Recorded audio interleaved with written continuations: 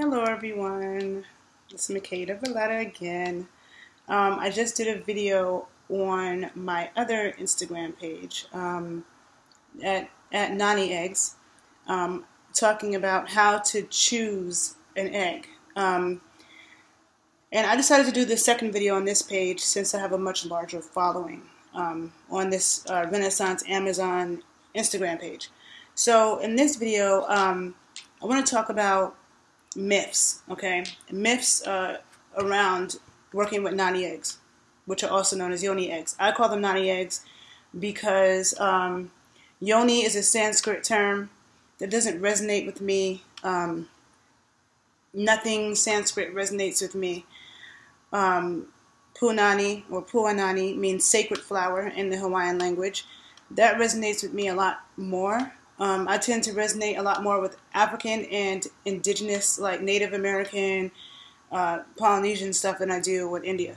And so I love Puanani, sacred flower, and just cutting that in half and making it Nani Eggs. So that's what I choose to call it. But a lot of people call it Yoni Eggs, and I called it Yoni Eggs for a long time. And so I have tons of videos on YouTube on this subject, but let's discuss some myths. So in this video, I'm open to people's questions, any questions that you may have about it. I don't want to get into a big introduction and explanation about these eggs because I have so many YouTube videos talking about it, and a lot of you already know.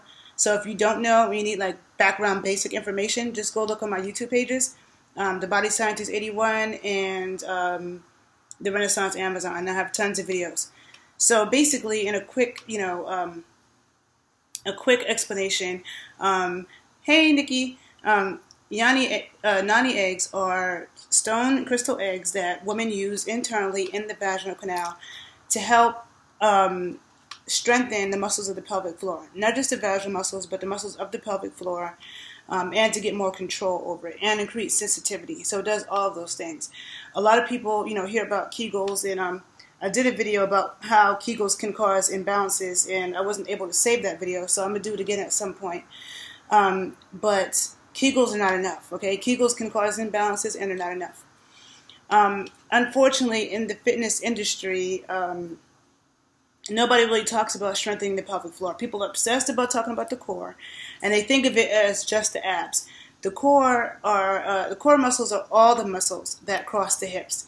So that is your, all three of your abdominal muscles: the rectus abdominis, the transverse abdominis, the obliques, and then you have the muscles in the back. You have the glutes, you have the hamstrings, and the muscles that support your pelvic floor. They're all, like vaginal muscles, anal muscles, are all a part of the core, right? And so, my background is in strength and conditioning. So I have a Bachelor of Science degree in exercise and sports science with a concentration in strength and conditioning. And so what a strength and conditioning specialist is trained to do, which is different than a personal trainer. Personal trainers just work out for, I want to lose some weight. I want to look like this. I want to lose 5 pounds. I want to get my arms a certain way. That's what personal trainers do. Strength and conditioning specialists, what we do is we look at the most efficient exercises. The most efficient exercises to make you jump higher. The most efficient exercises to prevent an ACL injury. The most efficient exercises to make you more explosive. That is what we do, like increase performance, decrease injury. And there is the National Strength and Conditioning Association. They research those things. So they'll take 6 different, ab exercises or 6 different leg exercises and say which one of these exercises are most likely the best for preventing hamstring tears. Which one of these exercises recruit the most muscle fibers in the quads? And they actually do scientific research around it as opposed to just doing cute, arbitrary exercises. There are a lot of people in the fitness industry do. There's a lot of people in the fitness industry that do these complicated exercises that really have no point or no purpose. And they get you on that, And so I'm trained to look at what is the point of this exercise? What is it helping to do? Is it the most efficient thing? Like, I don't believe in running on the treadmill. And I actually lose respect for trainers who put their clients on treadmills because your muscles don't fire the same. That doesn't translate into real life activity. In real life, the ground is not moving underneath you. In real life, the ground is stable. So you have to propel yourself forward. So your muscles fire differently when you are propelling yourself forward and actually pushing off the ground to go forward. That is different than you paddling, like trying not to fall off of a ground that's moving. Your muscles don't fire the same. And therefore, in real life, when you really have to run, that's not gonna help. You don't see football players training on a treadmill. You don't see sprinters training on a treadmill, because even the rate of acceleration is not real. It's not like how people actually run. An actual physicist would say, running on a treadmill, you're not doing any work, because you're not going anywhere. You're still in the same place. So according to a physicist, you're not doing any work. According to a physiologist, they would say, well, you are burning some calories, your heart rate is going up, so you're doing something. But it's not the most efficient. As a strength and conditioning person, not the most efficient. You need to go outside and run on the ground for real, you know. And so I find that working with these eggs are the most efficient way to strengthen the muscles of the pelvic floor, more so than anything else. So there's a lot of things that you can do, which I also recommend, like doing squats. Squatting heavy weight is critically important for so many reasons, but it also really helps to work the muscles of the pelvic floor. The thing with doing Kegels is that, like, it just isolates just the vaginal muscles. You're not getting a well-rounded situation, and that's how you end up with imbalances. But not to get too nerdy into that. So that's the case. So myths with the egg. A lot of women swear like they're afraid that they can get an infection, right? And I can say that out of all of my 12 years of working with them, out of my 10 years of teaching other women, I've never seen anybody get an infection. Because the thing about viruses and bacteria, they all have requirements for life. You know, bacteria can't just live anywhere, you know. And so just like humans, we can't go live in the ocean. You know, we will suffocate. So bacteria have requirements for life, and there's all kinds of bacteria, you know, all over everything. Like, no matter what we do, we can't get rid of it. And a lot of bacteria is our friends. But stones and crystals give off a certain energy field. You know, they give, everything has an energy field. They give off a certain energy field that prevents bacteria from growing. Okay, infectious bacteria, that is. So I've never seen that happen. And so that would not be something that I would worry about, you know, is bacterial infections. Yeah, you want to clean the egg. You don't need to use soap. You don't need to overdo it. Some hot water is fine. As long as, like, sometimes the clear quartz and the rose quartz can be a little bit more delicate. And so putting it in boiling water you can maybe damage it. I like to use lemon juice sometimes, or aloe vera. Aloe vera is extremely antiviral, antimicrobial. And that's good enough. You don't have to be obsessed with it, you know, unless it falls someplace really gross. So that's one myth, is dealing with, you know, the infections and the cleaning. Another one, and also feel free to ask any questions should you have any. Another one is that you can't have sex with the eggs in. You can definitely have sex with the eggs in. It sounds crazy and weird, right? But these eggs are really mystical, because even if I have, okay, so like I have these two, right? Now you can work with 2 eggs at once. Even if you have these 2 eggs inside of you, a woman might think, oh, well, I can't have sex with them, or maybe I could have sex with them if the man is smaller, not if he's well endowed. And that's not true either. I can tell you from experience, from my own personal experience, lots of it in the past 12 years, and also from just working with other women and listening to their stories, that it has nothing to do with the man's size. Most of the time, it seems like 90% of the time, men don't even feel the eggs inside of you. So you could be having sex and you have 1, 2 eggs inside of you, and the man doesn't even feel it. You a lot of times don't feel it.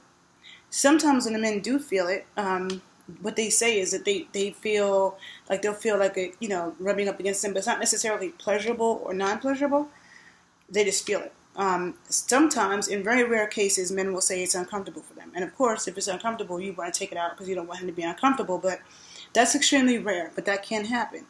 And sometimes I think that depends on, you know, where it's sitting in your vaginal canal. And it may also depend on that man's energy. Like a lot of times, if it's really bothering him, your body may be telling you don't fuck with him. But that's not 100%, but that could be it. But most of the time, men don't feel it, okay? And there are times I tell men that it's in because I don't want them to feel it and be wondering, what the hell? And, you know, I feel this thing inside of her and think that something's wrong with me. So I'll say something, but they're like, I didn't even feel it. I didn't even know.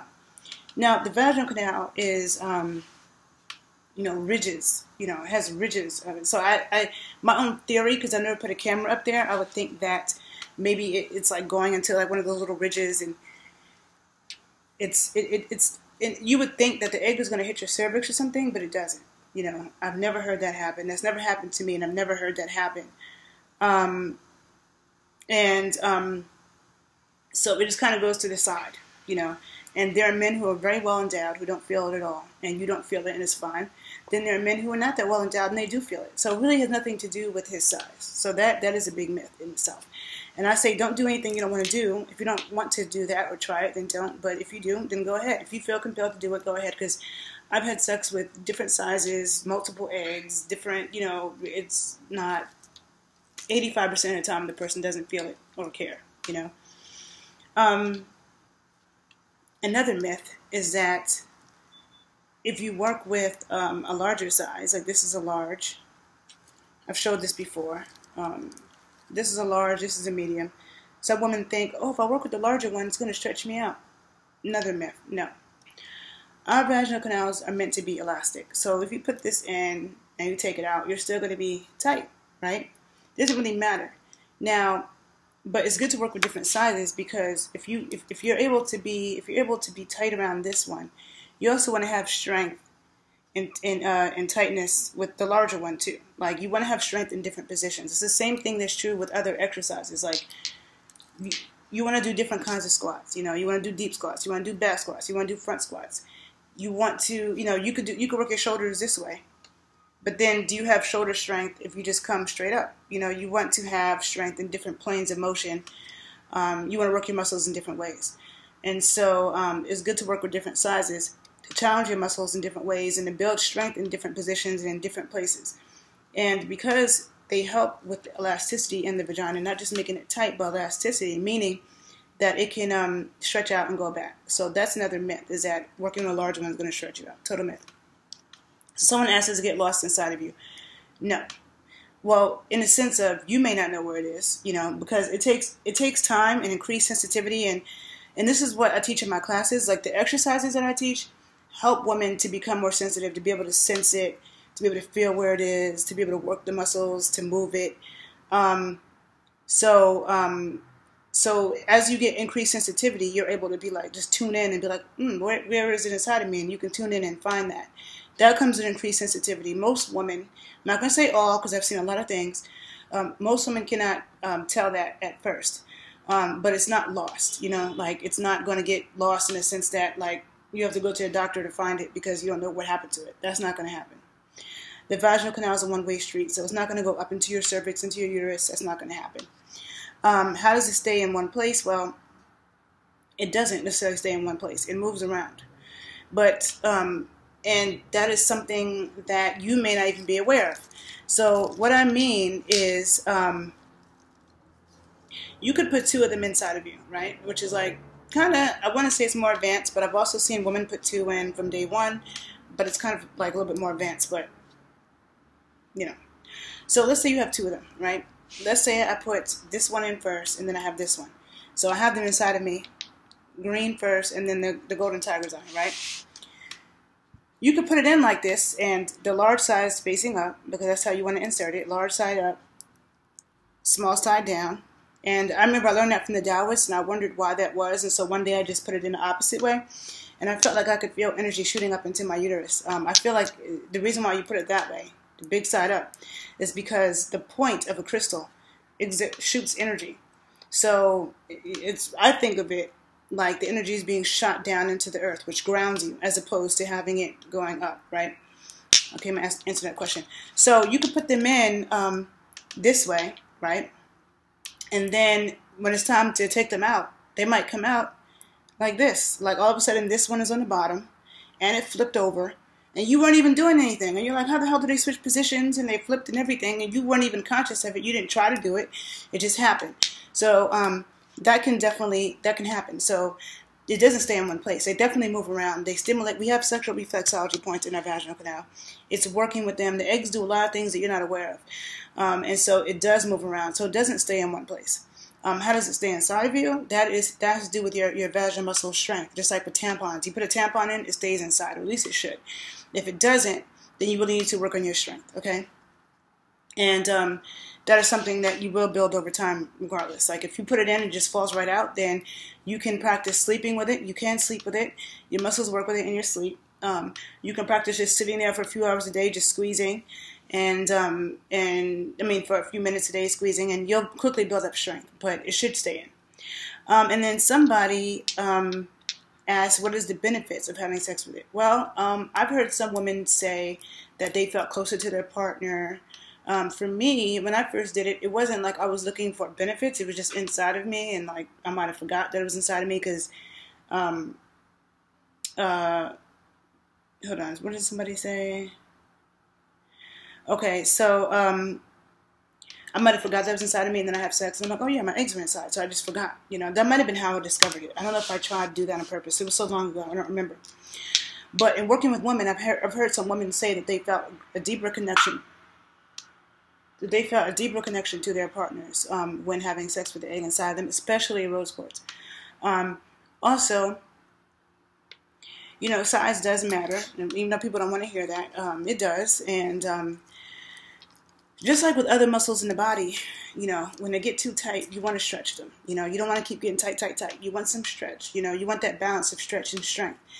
And so, and as a woman, I mean, I'm just going to say, like, what I know is the reality. I think a lot of women lie, but it does feel good for your muscles to be stretched in some ways, that you feel filled up and you feel so like, and there is a such thing as a man being too small, and that's the reality too.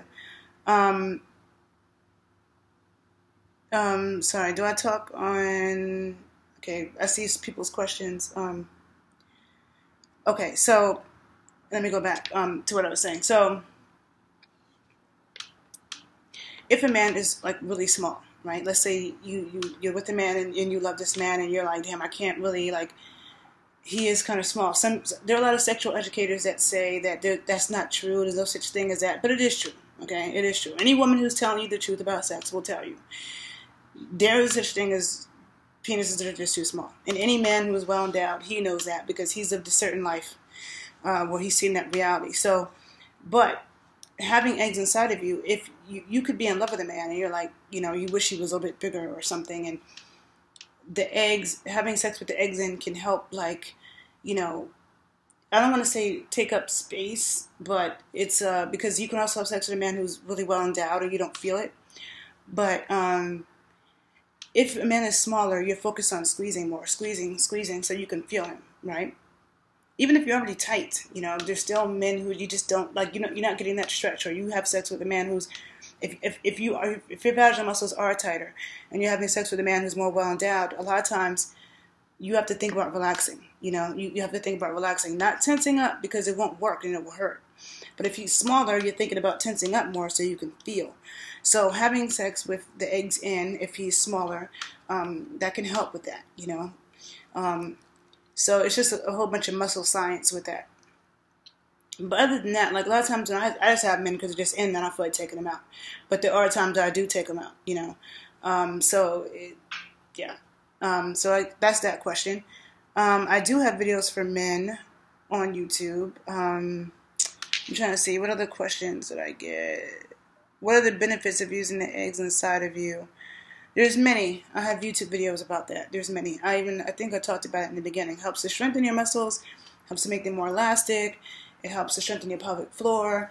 It helps with your sensitivity, increases your orgasmic potential. It makes you a lot more sensitive and orgasmic. Even if you don't have a problem with orgasms now, they'll become more intense. And if you do have a problem with orgasms, if you've never had a vaginal orgasm, you will. But if you have no problem with that, they'll just become more intense. And that's important because sexual energy and spiritual energy are of the same continuum. And for women, it's really important. For everybody, it's important for us to have intense orgasms. But for women, it's even more important because we all have yin and yang energy, but being a woman, our bodies are yin. Even though some women have way more yang than others, and some men have way more, you got men who have a lot of yin energy. But being in the female body is yin because our sexual organs are internal. We are penetrated. When we orgasm, everything is inside. You know what I'm saying? For men, because men's genitalia is external, then when men orgasm, it just shoots it, you know, out. It's out. In order for a woman to balance our yin bodies with yang, we have to release more. So the more orgasms a woman has, the more that we release, the better it is for us. That's why you see in ancient art, you see women with their legs wide open. A lot of ancient art around the world. And I have videos where I talk about this. I think it's my Sacred Punani Power video on YouTube, where you see women with their legs wide open, and that's like a sacred thing. And the matriarchal traditions what people are born into things. In the patriarchal traditions, you die into things. So you see Jesus on the cross bleeding to death. He died for our sins. And which I'm not a Jesus freak or a believer. I didn't grow up with that. But the matriarchal religions are older than that, and they have to do with being born into things. And whether it be Africa, Ireland, Native Americans, like you see the women with their legs wide open and releasing. Okay, so it's critically important for women. It is not good for us to be sitting around all holding stuff in, and women always want to be being celibate for some reason for a year or two because you want to find the man that deserves you. That's ridiculous. Like, you need to have good sex and orgasms. It's extremely important for your spiritual energy, for your sanity, for your hormones, everything, right? Now, with men, because the male body is yang, in order for men to balance their yang with yin, they have to learn how to hold back more. So while the female sacred sexual practice is about increasing orgasmic potential, having more orgasms, having, deeper and more powerful orgasms, for men, it's about learning how to deal with the stimulus and not just release, like learning how to, not to run away from the stimulus, but to be able to be in the presence of intense stimulus and not just lose it, So one good example of this is male drummers. I feel like African drummers, Afro-Caribbean drummers are a perfect example of this, because they'll be drumming and they could have a beautiful woman dancing in front of them, and they have to keep their focus. They can't start messing up the damn rhythm, you know what I'm saying? And I've never seen any drummers do that. They can't mess up the rhythm. They might be looking at this woman that they're like mesmerized by in front of them, but they have to stay on what they're doing. And the average man, every woman knows this, when they see something that they find highly attractive, they stop walking, they stop talking, they're like stuck on stupid, they're totally distracted, they shut down. So the male sacred sexual practice is about being able to be in that presence and not lose it, not walk into a wall, not crash your shit, not fucking lose it, don't drop weights on your foot, but keep yourself together. Does it mean that you have to I don't want to look at it? No. Be so strong that you can look at it and you can build up that energy, but you just don't release it and throw it out, And it's not to say that men should never release, because some women, some people beyond that, that's not good either. But you need to hold back more. And in the case of a man having sex with a woman, it's better. The general rule is that you bring her to orgasm twice before you release, because we absorb beneficial essence from each other during sex. And for men, if you're throwing your energy out, if you absorb energy first before you let it go out, then you're not losing so much, So that's important, and that's like sacred sexual energetics. And I'll do another video about that later that goes more into depth. So just any more questions? I'm trying to think about myths. You definitely can work with more than one egg at a time. For many years, I didn't talk about this in my classes, but the most I've probably ever worked with at once is 4. And I never used to tell people that, because I thought they probably think I was crazy or something. But you can. And I could work with 4 one day and 1 tomorrow. Nothing was falling out, so it's not like it's making me looser or anything. That's a total myth. Total myth. You want strength and flexibility. You want elasticity. Any more myths about it? No, I think I might have addressed it all. I've been talking for 23 minutes. And I see a lot of people with questions, and I want to answer these questions, but my phone is dying, and they're kind of on different topics. So I will do another Instagram Live maybe tomorrow with sacred sexual questions, and we'll get more into that, because this was really about myths dealing with Nani Eggs. So definitely check out my other videos on the topic on my YouTube pages. The Body Scientist 81 and Renaissance Amazon. Both of those pages, I have tons of videos about it. My video classes and my in-person class. I'm teaching a class in New York and Chicago in February. That information is on my page. In those classes and my online class, I teach women different exercises of how to, cultivate energy, move the egg, get control of the egg, channel the energy. I do have a class for men as well. And definitely check those out. And what time will I do it tomorrow? I don't know. I'll try to post something to tell you guys. I just don't know. Last question. My nationality, I am American. An Afro-Indigenous American. Roots in Florida. Born and raised in New York City. And so I hope this video was helpful. And please follow my other Instagram page at NaniEggz. NaniEggz. And have a great day. And I'll see you guys when I see you. Okay? Peace. Bye.